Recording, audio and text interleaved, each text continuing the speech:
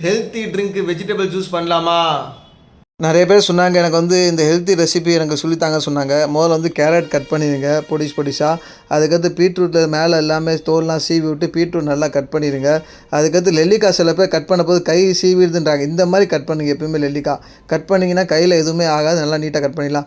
அதுக்கடுத்து புதினா எப்பயுமே எடுத்திங்கன்னா நல்லா கழுவுங்க புதினாவை. பாருங்கள் அழுக்கு பாருங்கள் எவ்வளோ அழுக்கு இருக்குன்னு. நல்லா கழுவி புதினா அப்புறம் நீங்கள் அதில் ஜூஸில் போடுங்க.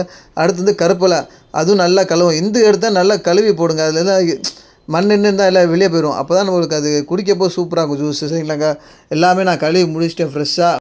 வீடியோ பார்த்தா மட்டும் பத்தாதுங்க. புசு தமிழ் வாய்ஸ் சேனல் வந்து ஃபாலோ பண்ணுங்கள். அப்போ தான் அடுத்தடுத்த வீடியோ போடுறதுக்கு எனக்கு ஆறுதலாக இருக்கும். அதுக்காண்டாச்சும் சப்போர்ட் பண்ணுங்கள்.